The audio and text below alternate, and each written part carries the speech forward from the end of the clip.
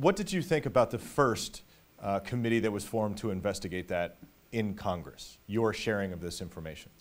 Well, that was absolutely a political witch hunt pushed by now deceased Louise Slaughter and Senator Schumer.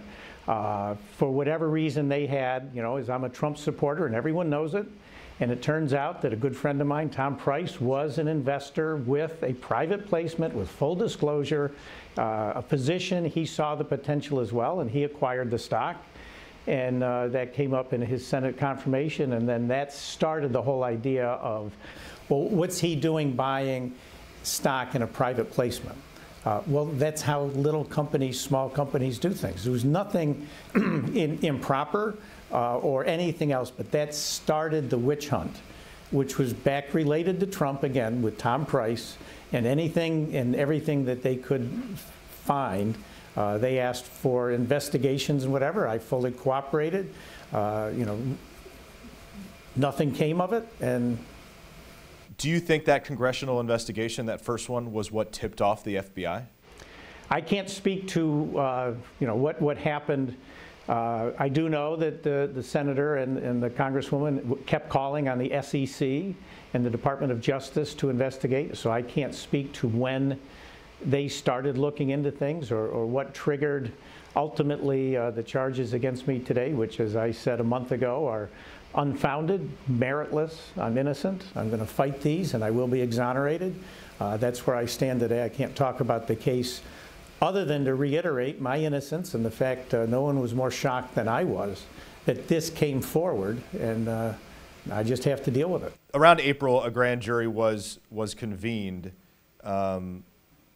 There was a plea that was offered at the time. Why not take that plea? Well, again, I can't talk about the case. That was disclosed. I don't even want to get into that, but I am innocent, and I'm going to fight this right to the end in court, and I will be exonerated.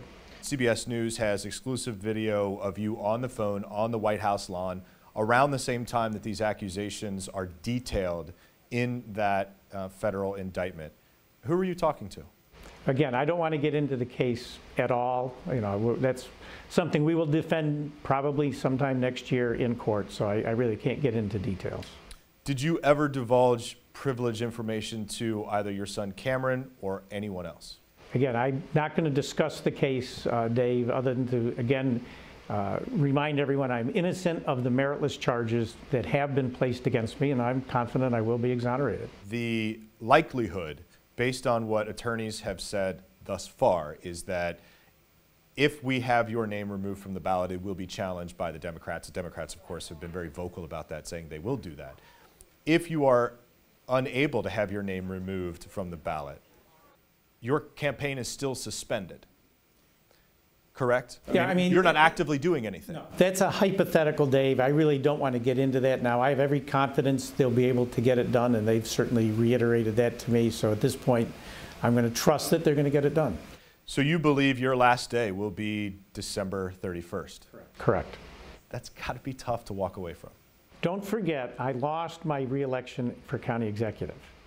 I expected 2 or 3 more terms as county executive. So I've experienced this once. I did not expect to lose that election. I had to box up my office after losing that election and go home and say, now what? Is politics in your future, do you think? I mean, it's in your blood, yes? No, it's in my blood. I mean, giving back 10 years to my community is a highlight of what anyone would be honored to do. And the people that I've impacted, from my staff and our commissioners, and the financial condition of Erie County, even after I've been gone for 6 or 7 years, speaks for itself. And that's what lets you sleep well at night. And that was supposed to be, in my resume where we end. It was not supposed to be fighting meritless charges in a courtroom. Whether they have merit or whether they're meritless, they still essentially created the end of your political career. My reputation and my family, that's exactly right. Well, life's not fair. You can wallow in that in a self-destructive way, or you can pick yourself up, say, guess what, now what? this happened. I'm going to overcome it. I'm going to learn from it. I'm going to be stronger because of it. That's where my head is at right now. I don't know what the next chapters are. My wife is confident. I'm going to reinvent myself. You've got to get up in the morning and go do something. You can't go golfing and fishing every day. So I don't know exactly what that's going to be. My focus right now is beating these charges in court. But my health. I have my health. Knock on wood. So there'll be something I can give back, and I plan to do that. I just don't know exactly what that'll be. Probably not politics. Not politics.